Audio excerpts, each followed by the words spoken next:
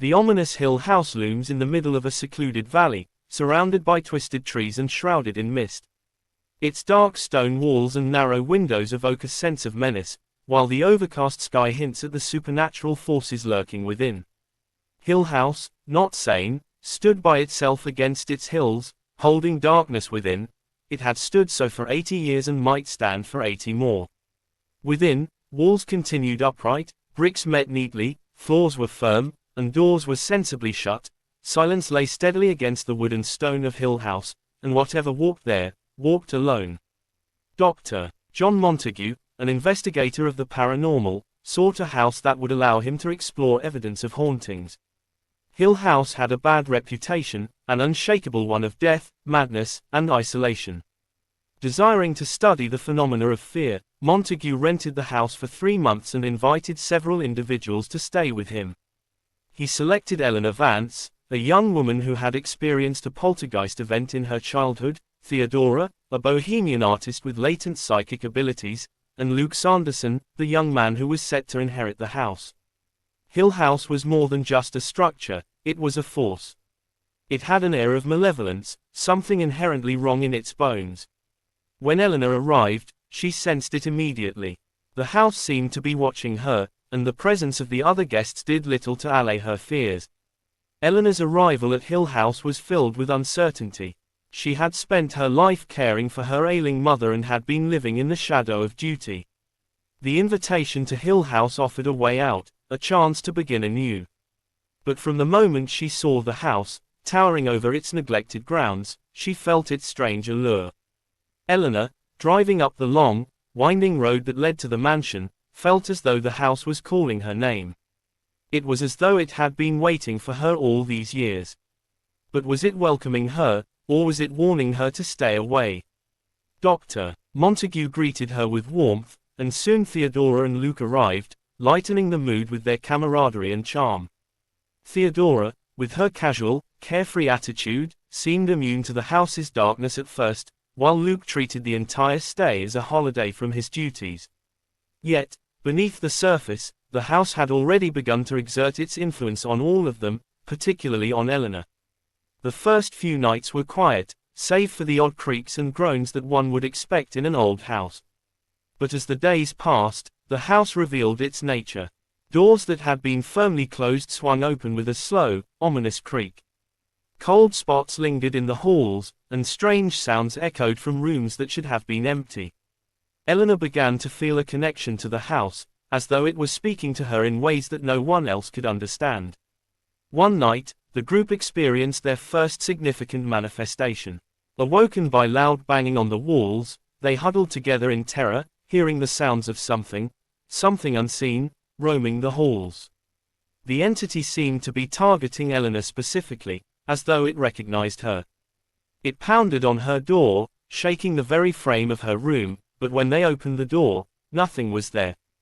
The sense of dread grew stronger with each passing day. A nighttime scene inside the mansion hallway, with "Help Eleanor Come Home" written in large, crude letters on the wall.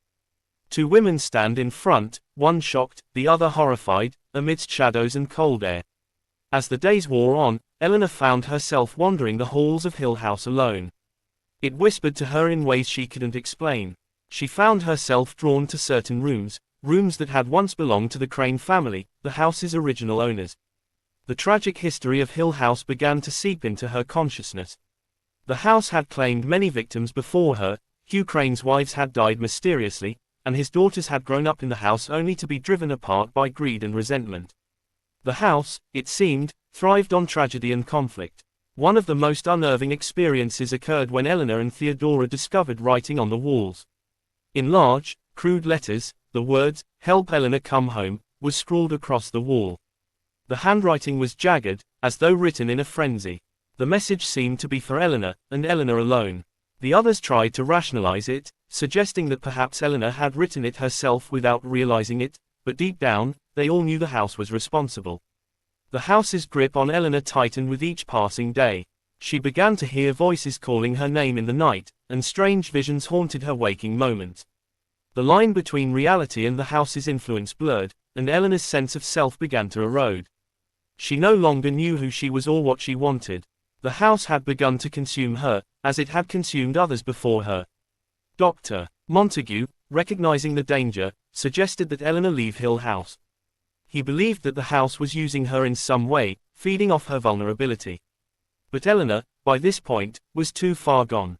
She had come to believe that Hill House was where she belonged. For the first time in her life, she felt wanted. The house had wrapped itself around her, filling the void that had been in her heart for so long. She couldn't leave, not now, not ever.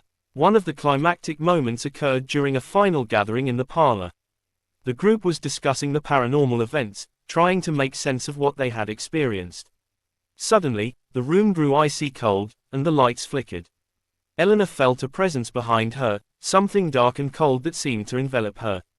The walls seemed to close in, and for a brief moment, she felt as though she were no longer in Hill House but in some strange, nightmarish world of her own making. It was then that Eleanor realized the truth: the house didn't want her to leave. It had chosen her, just as it had chosen others before her. The house had become her home, and she belonged to it now. She could no longer distinguish between her own thoughts and the influence of the house. Her mind was breaking, and she welcomed it. A tense moment in the Hill House parlor, with 4 people discussing the strange occurrences. The dimly lit room, flickering fire, and their fearful expressions heightened the sense of dread. Dr. Montague, Theodora, and Luke grew increasingly concerned about Eleanor's deteriorating mental state. They decided that she had to leave the house immediately. Dr. Montague insisted that Eleanor pack her things and go, for her own safety.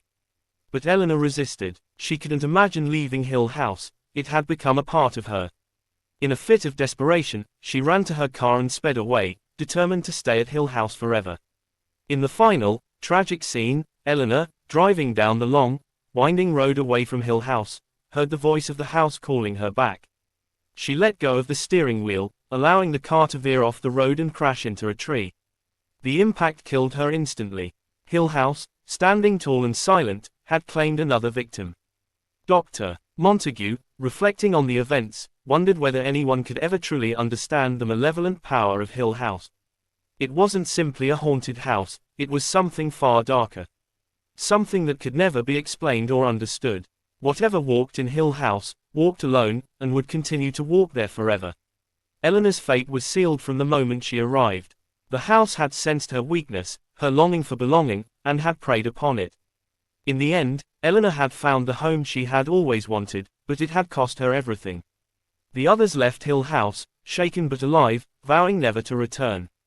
Theodora and Luke resumed their lives, but they were forever changed by what they had experienced. Dr. Montague wrote his report, but the words seemed inadequate to convey the true horror of what had occurred.